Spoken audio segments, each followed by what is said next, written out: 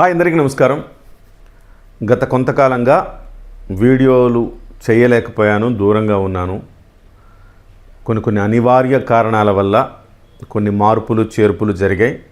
వాటి వల్ల కొంత ఛానల్కి దూరం అయ్యాను. సరే, ఇవాళ ఒక కీలకమైన అంశం మనం మాట్లాడుకుందాం. That is Pawan Kalyan. Yes, Pawan Kalyan అంటే ఏంటో దేశవ్యాప్తంగా మరొక్కసారి ఆయన యొక్క గొప్పతనం లేకపోతే ఆయన యొక్క ఇంపార్టెన్స్ ఎన్డీఏ ప్రభుత్వాలు ఎలాంటిదో ఇవాళ మరొక్కసారి నిరూపితమైందని చెప్పాలి. అదేంటంటే పవన్ కళ్యాణ్ గారు ఇవాళ ఢిల్లీ ముఖ్యమంత్రి రేఖా గుప్తా గారి ప్రమాణ స్వీకారానికి వెళ్ళినప్పుడు ఎన్డీఏ నేతలంతా కూడా వరుసగా బారులు తీరారు. ఆ బారులు తీరిన సందర్భంలో ప్రధానమంత్రి నరేంద్ర మోదీ గారు అందరికి ఇట్లా అభివాదం చేసుకుంటూ ఆయన ముందుకు కదులుతున్నారు.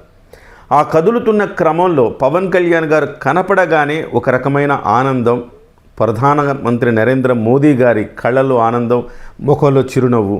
వెంటనే పవన్ కళ్యాణ్ గారి చేతుల్లో పట్టుకొని పవన్ కళ్యాణ్ గారితో ఏవో సంభాషణ చేశారు. ఆ వెనకనే రామ్మోహన్ నాయుడు గారు కూడా ఉన్నారు. ఏదో నవ్వుకుంటూ ఏదో ప్రధానమంత్రి గారు ఇలా చేతులు చూపిస్తూ పవన్ కళ్యాణ్ గారితో మాట్లాడారు. ఆ తర్వాత మళ్ళీ మిగతా వాళ్ళందరికీ ఇట్లా అభివాదం చేసుకుంటూ ముందుకెళ్ళిపోయారు. అయితే ఆ తర్వాత విలేకరులు పవన్ కళ్యాణ్ గారిని అడిగారు, ఇంతకీ నరేంద్ర మోదీ గారు తమతో ఏం మాట్లాడారు సార్ అని. సో ఏంటి వేషధారణ, హిమాలయాలకు వెళ్ళిపోతావా ఏంటి? అప్పుడే కాదు, చాలా సమయం ఉంది. నువ్వు చేయాల్సింది ఈ దేశం కోసం, ఈ ప్రజల కోసం నువ్వు చేయాల్సిన పనులు చాలా ఉన్నాయి. నీ పాత్ర ఈ దేశ అభివృద్ధిలో చాలా ఉంది అని చెప్పారు నరేంద్ర మోదీ గారు అనేది ఆయన చెప్పిన మాట. అంటే ఓవరాల్గా ఇవాళే కాదు, ప్రధానమంత్రి నరేంద్ర మోదీ గారికి పవన్ కళ్యాణ్ అంటే ఒక ప్రత్యేకమైన ప్రేమ అని మనందరికీ తెలుసు. ఎన్నికల ముందు కూడా ఆయన విశాఖపట్నం వచ్చినప్పుడు ప్రత్యేకంగా పవన్ కళ్యాణ్ గారిని పిలిపించుకొని మాట్లాడారు. ఆ తర్వాత ఇవాళ గెలిచిన తర్వాత ఢిల్లీ వెళ్ళిన తర్వాత ఎన్డీఏ సభ్యులందరినీ కూర్చోబెట్టినప్పుడు ఆయన కొన్ని మాటలు మాట్లాడారు. ఇవాళకి మొత్తం దేశం మొత్తం కూడా వాటి గురించి చర్చించుకుంటుంది. ఏ పవన్ నహి ఆంధీ హై అన్నారు. అంటే పవన్ అంటే పవనాలు, గాలి వీయడం అన్నమాట.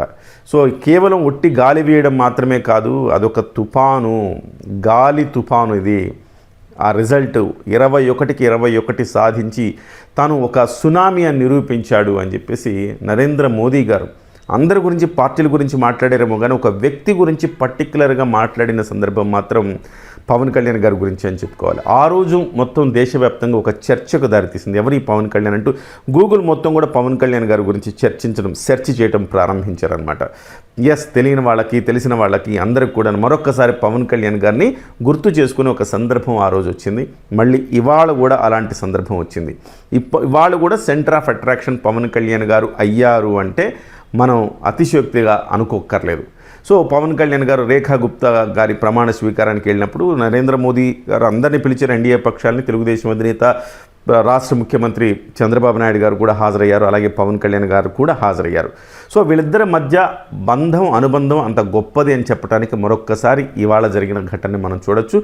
ముఖ్యంగా ఇవాళ ఈ రాష్ట్రంలో ప్రభుత్వం ఉందన్నా లేకపోతే కేంద్రంలో ప్రభుత్వం, ఎన్డీఏ ప్రభుత్వం ఉందన్న కారణం పవన్ కళ్యాణ్ గారని మనం ప్రత్యేకంగా మరొక్కసారి చెప్పాల్సిన అవసరం లేదు. ఎందుకంటే ఇవాళ ఉత్తర దక్షిణ ధృవాలుగా బీజేపీ, తెలుగుదేశం పార్టీ ఉన్నప్పుడు ఆ రెండింటినీ కలిపితేనే ఈ రాష్ట్రంలో విజయం సాధ్యమని నమ్మిన ఏకైక వ్యక్తి పవన్ కళ్యాణ్ గారు.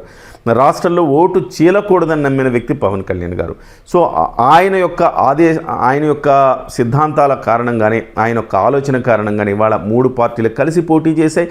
రాష్ట్రంలో ట్రెమెండస్ విజయం, బహుశా భవిష్యత్తులో ఇంతటి విజయం మరొకసారి 151 అదే హయ్యెస్ట్, అంతకంటే విజయం రాదు అనుకున్నప్పుడు ఈ 164 మంది ఈసారి ఈ రాష్ట్రంలో ఎన్డీఏ కూటమి గెలుచుకుంది. అలాగే దేశంలో కూడా బీజేపీకి తక్కువ సీట్లు వచ్చినప్పుడు, ఎన్డీఏ పక్షాల మీద ఆధారపడాల్సిన అవసరం వచ్చినప్పుడు ప్రధానంగా ఆంధ్రప్రదేశ్ నుంచి ఎంపీల సంఖ్యనే వాళ్ళకు ఒక ధైర్యాన్ని ఇచ్చింది, ఒక భరోసాని ఇచ్చింది, ఆ ప్రభుత్వానికి ఒక నిలకడనిచ్చిందని కూడా మనం చెప్పుకోవచ్చు.